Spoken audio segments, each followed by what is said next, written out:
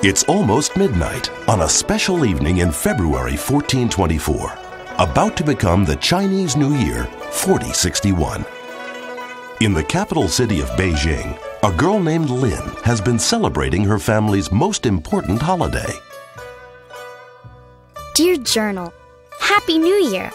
Let me tell you what's been happening. First, we had a huge feast with so many of my favorite things to eat.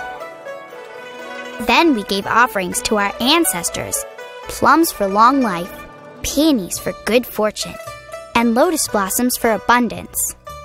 This is how we thank the ancestors for their wisdom and guidance and pray for good fortune in the year ahead.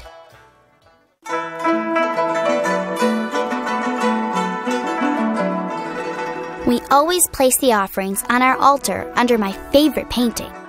Mother says the painting represents the 3 paths of faith that make our culture strong.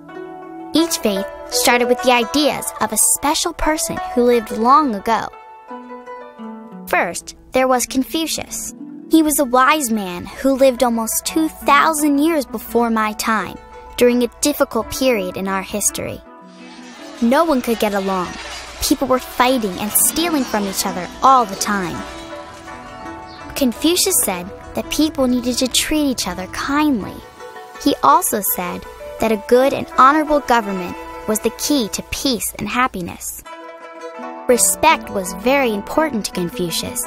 He told everyone to respect their elders and the government officials, who had the responsibility to lead our country well. The Analects is a famous book of his sayings. Father is helping me read it. Here's one I really like. Do not treat other people the way you don't want to be treated. I think that's really good advice, don't you? Mother really admires Lao Tzu, who was another wise man who lived around the time of Confucius. His most well-known book is the Tao Te Ching, or the Book of the Way. The Tao tells us that the way of nature, not government, is the path to happiness. Lao Tzu says that by watching nature, we can see how the different elements of the world work together in harmony. Mother says it's sort of like how the yin and yang symbol shows us balance. Yin means dark, and yang means light. The symbol reminds us that our planet needs both earth and sky, rain and sunshine, soaring mountains and flowing rivers. Mother says this balance of opposites makes our world whole. She is always quoting from the Tao. One of her favorite sayings is, "A journey of 1,000 miles begins with just a single step." Usually she says that when she's trying to get my brothers to clean their room. Our third great thinker was Siddhartha Gautama, also known as the Buddha, or Enlightened One. He lived in the country of India, but traders brought his teachings to China on the Silk Road. The Buddha taught that all unhappiness was caused by desire or wanting things. He said that if we could live a good, simple life and think calmly, we could achieve extreme happiness, which he called nirvana.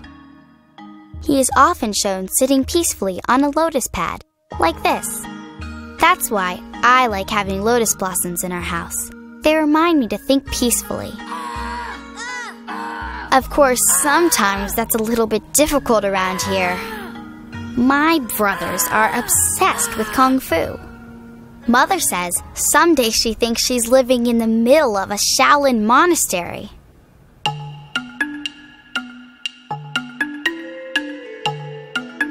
Father tells me that a monastery is a religious place where men live together and practice their faith. The Shaolin Monastery in central China is where Kung Fu, a fighting technique, was developed a very long time ago. At the time, there was a lot of fighting in the world. the monks of Shaolin decided that to preserve peace, they should be strong. Boys from all over China come here to learn from the Kung Fu masters. Not everyone will make it. It takes years of practice and discipline. The students have to listen to their teachers all the time, and they must live a simple and good life. Most importantly, Kung Fu should never be used to start a fight. It's only for being strong to help stop people from doing bad things. Father says the monks practice all the time. They have trained to do amazing things. I think it's really neat that we Chinese have developed such a peaceful yet powerful way to be strong. Mother says we've invented something else that's really strong, and it's beautiful.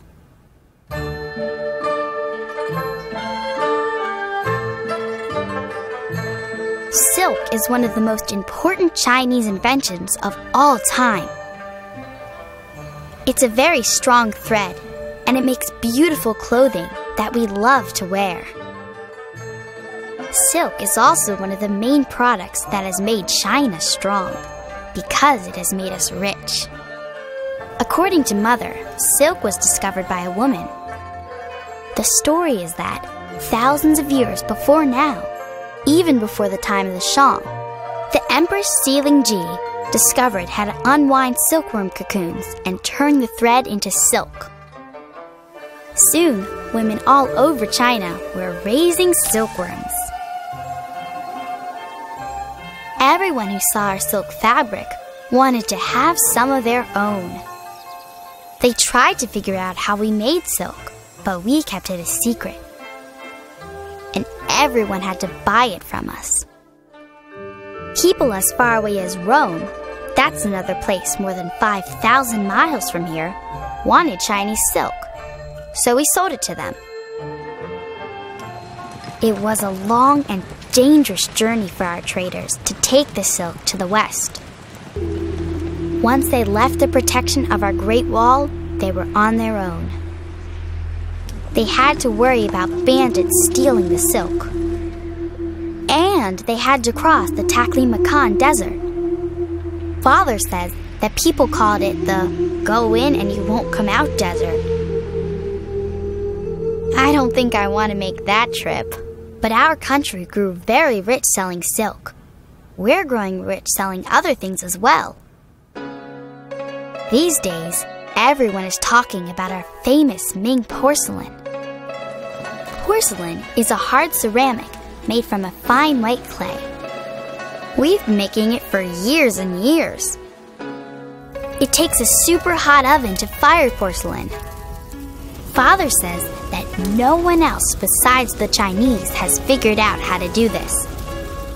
So porcelain is another thing that people from other countries buy from us. We Chinese have a lot of great ideas. Mother says I'm bragging when I say that. I'm just proud.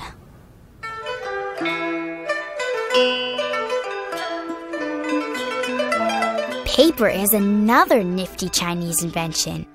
In the old days, people made it really thick and used it for blankets, clothes, and even shoes.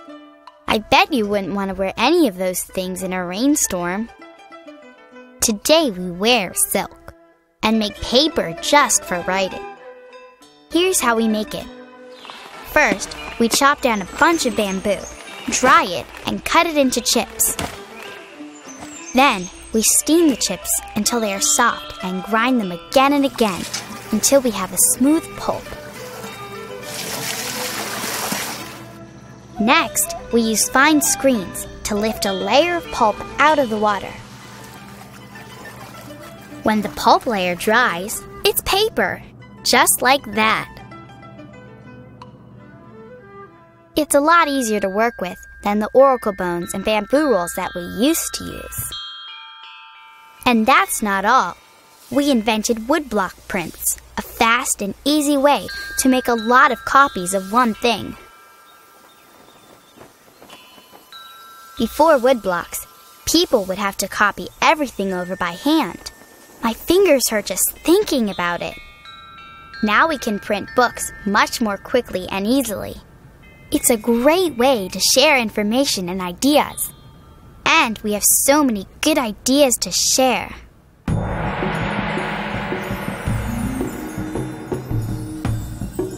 We Chinese are always thinking of new and better ways to do things. Take the plow, for example. Father says a lot of farmers around the world use a plow, but we made it better. For one thing, we had the idea to make it out of cast iron, a strong metal mixture that is easy to pour into molds. This meant we can make many plows in a short period of time. And look here, this neat thing is called a mold board. It helped our farmers turn the dirt with less effort. So they were able to grow much more food, which helped our ancestors eat well and grow strong. We still use our plows today. In the South, we grow mostly rice. And in the North, we grow a lot of wheat. One of my favorite foods is made from wheat. Noodles. My people have been making noodles for thousands of years. We cook them in broth or serve them with vegetables. Wow, this list of inventions is really interesting. Kung fu, silk, porcelain, paper, cast iron plow, noodles. What else have we invented? Oh yes, the compass. Our compass is made of brass. Mother says the marker is lodestone, which is a magnetic mineral. The handle of the marker always points to the south. We invented the compass to help us align our buildings properly. It all started with the emperor and his advisors. Since the emperor is the most important man in the room, we say he shines like the North Star. We think that it's important for people to face directly north when speaking to the emperor, to show proper respect. So our buildings are aligned on an exact north-south axis. For a long time, we only used compasses to orient our buildings. But then someone had the idea to take them on ships. Now, sailors always know what direction they are sailing, even if the skies are cloudy and they can't see the stars. It's getting pretty late, but there's one more invention I have to mention tonight because it's important to our New Year celebrations. Gunpowder.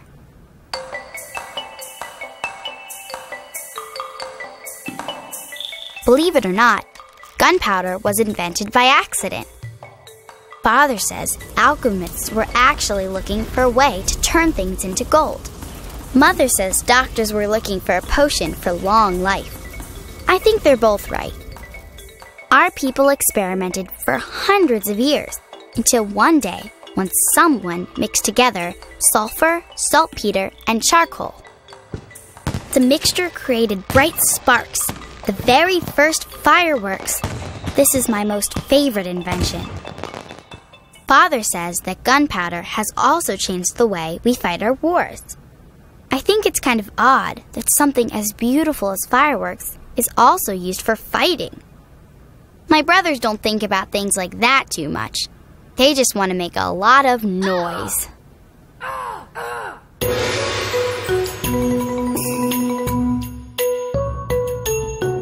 It's nearly midnight, so we have to stop writing soon and get ready to celebrate. We're entering the year of the dragon. Our dragons may look a little scary, but in China they are considered good and friendly. They are a huge part of our celebrations and stories. Come to think of it, dragons are a very good symbol for China. They are big, just like my country. They are strong, and we think they're beautiful. They are friendly, but they can be fierce warriors if threatened. And they are a powerful, creative force, just like our thinkers and inventors. Oh my gosh, it's nearly midnight. I've had so much fun writing all about my country. I'm really proud to be Chinese, and I can't wait to see what new things we'll discover in the year ahead. I promise I'll write all about them. Bye for now.